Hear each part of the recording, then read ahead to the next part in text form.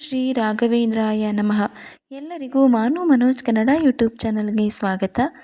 ಸ್ನೇಹಿತರೆ, ಶ್ರೀ ರಾಘವೇಂದ್ರ ಗುರುಗಳಾಗಿ ವೆಂಕಟನಾಥರು ಸನ್ಯಾಸತ್ವ ಸ್ವೀಕರಿಸಿದ ಮೇಲೆ ಇತ್ತ ಕಡೆ ಪತಿಯ ಸನ್ಯಾಸ ಸ್ವೀಕಾರದ ಸುದ್ದಿಯನ್ನು ತಿಳಿದ ಸರಸ್ವತೀ ಅಮ್ಮನವರು ಎಲ್ಲ ಕಾರ್ಯಗಳನ್ನು ಸ್ಥಗಿತಗೊಳಿಸಿದರು.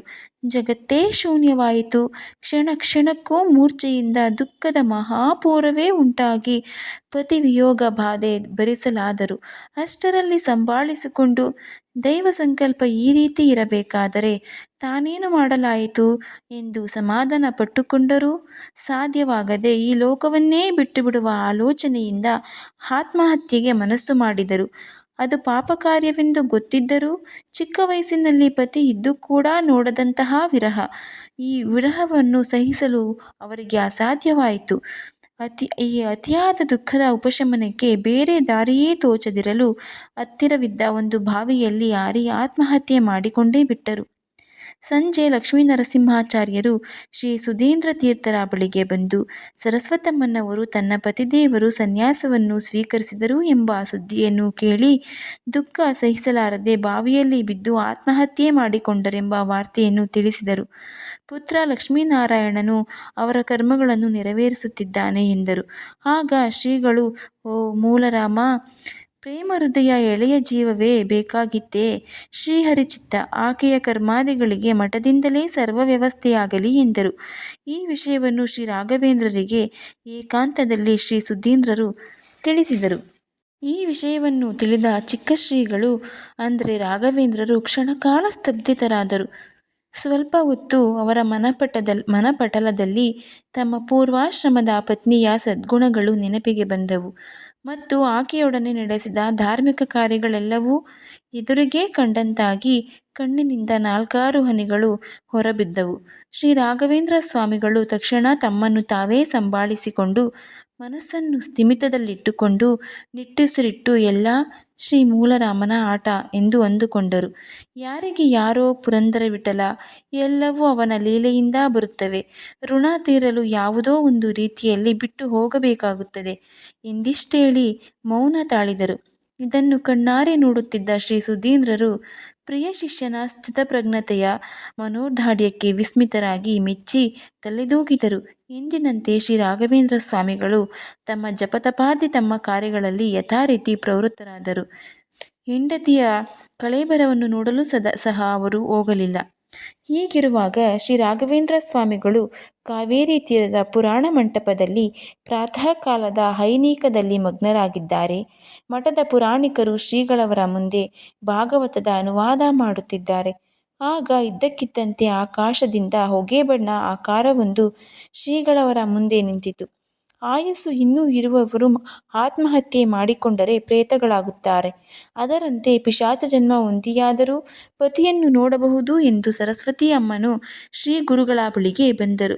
ಆಹಾ, ಏಕೆ ಇಂತಹ ಹುಚ್ಚು ಕಾರ್ಯ ಮಾಡಿದೆ?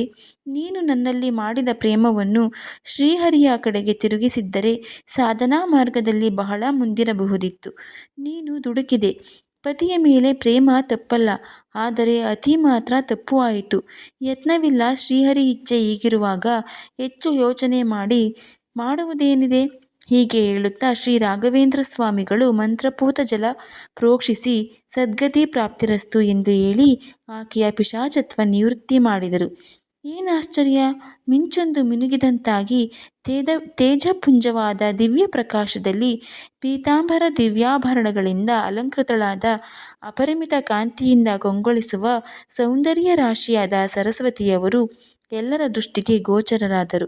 ಈ ಅದ್ಭುತವಾದ ಪವಾಡವನ್ನು ವೀಕ್ಷಿಸುತ್ತಿದ್ದ ಜನರು ಆಶ್ಚರ್ಯ, ಆನಂದ, ಭಕ್ತಿ ಶ್ರದ್ಧೆಗಳಿಂದ ಆಹಾ, ಮಹಾಮಹಿಮರು, ಮಂತ್ರಸಿದ್ಧರು ಎಂದು ಉದ್ಗರಿಸುತ್ತಾ ಗುರುಗಳಿಗೆ ಸಾಷ್ಟಾಂಗ ನಮಸ್ಕಾರ ಮಾಡಿದರು.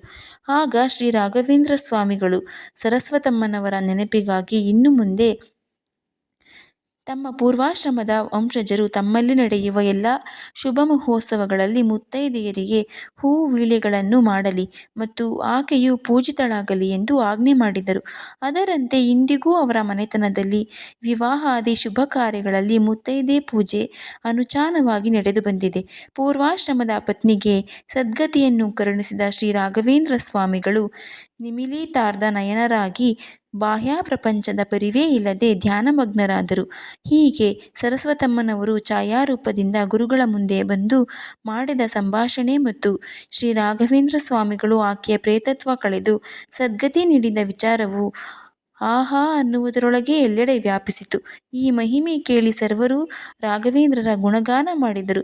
ಶ್ರೀ ಸುಧೀಂದ್ರ ತೀರ್ಥರು ಸಂಸ್ಥಾನ ಪದ್ಧತಿಯಂತೆ ಪ್ರಿಯ ಶಿಷ್ಯರಾದ ಶ್ರೀ ರಾಘವೇಂದ್ರರೊಡನೆ ಸಂಚಾರ ಹೊರಟರು. ಹೋದಲ್ಲಿ ಉಭಯ ಶ್ರೀಗಳಿಗೆ ಅಭೂತಪೂರ್ವ ಸ್ವಾಗತ ದೊರೆಯಿತು. ರಾಘವೇಂದ್ರರು ಅಲೌಕಿಕ ತೇಜಸ್ಸು, ಪಾಂಡಿತ್ಯ, ಪ್ರತಿಭೆ, ಲೋಕಕಲ್ಯಾಣ, ದೀಕ್ಷೆಗಳನ್ನು ನೋಡಿ ಸರ್ವರೂ ಮೂಕವಿಸ್ಮಿತರಾಗುತ್ತಿದ್ದರು. ಸಜ್ಜನರೆಲ್ಲರೂ ಉಭಯ ಶ್ರೀಗಳ ದರ್ಶನ ಸೇವಾದಿಗಳಿಂದ ಮೂಕ ವಿಸ್ಮಿತರಾಗುತ್ತಿದ್ದರು. ಹೀಗೆ ವೈಭವದಿಂದ 3 ತಿಂಗಳು ಸಂಚಾರ ಮಾಡುತ್ತಾ ಹೊರಟು ಹಂಪಿ ಕ್ಷೇತ್ರಕ್ಕೆ ದಯಮಾಡಿಸಿ ಅಲ್ಲಿ ಕರ್ನಾಟಕ ರಾಜ್ಯದ ಪ್ರತಿನಿಧಿ ಹಾಗೂ ಊರಿನ ವೈದಿಕರು, ಪ್ರಮುಖ ಲೌಕಿಕರು ಬಂದು ಗುರುದ್ವಯರಿಗೆ ಅಸಾಧಾರಣ ಸ್ವಾಗತ ಕೋರಿ ರಾಜಭವನದಲ್ಲಿ ಬಿಡಾರ ಮಾಡಿಸಿದರು. ಅಲ್ಲಿಂದ ಕಾಲಾದ್ರಿ ಎಂದು ಖ್ಯಾತವಾದ ಮೂಲ ಮಹಾಸಂಸ್ಥಾನದ ಹಿರಿಯ ಯತೀಶ್ವರರಾದ ಪದ್ಮನಾಭ ತೀರ್ಥರು, ನರಹರಿ ತೀರ್ಥರು, ಮಾಧವ ತೀರ್ಥರು, ಜಯತೀರ್ಥರು, ಕವೀಂದ್ರ ತೀರ್ಥರು, ವಾಗೀಶ ತೀರ್ಥರು ಹಾಗೂ ಶ್ರೀ ವ್ಯಾಸರಾಜ ಗುರುವರ್ಯರ ವೃಂದಾವನಗಳ ಸಂದರ್ಶನಗಳಿಂದ ಸುಪ್ರೀತರಾದರು. ನೋಡಿದ್ರಲ್ಲ ಸ್ನೇಹಿತರೆ, ಶ್ರೀ ರಾಘವೇಂದ್ರರು ಸರಸ್ವತಿಯವರಿಗೆ ಹೇಗೆ ಮೋಕ್ಷ ಕೊಟ್ಟರು ಅಂತ. ಈ ಸಂಚಿಕೆ ನಿಮಗೆ ಇಷ್ಟವಾಗಿದ್ದರೆ ದಯವಿಟ್ಟು ಶೇರ್ ಮಾಡಿ, ಲೈಕ್ ಮಾಡಿ, ಸಬ್ಸ್ಕ್ರೈಬ್ ಆಗಿ ಹಾಗೂ ಕಮೆಂಟ್ ಮಾಡಲು ಮಾತ್ರ ಮರೆಯದಿರಿ. ಧನ್ಯವಾದಗಳು.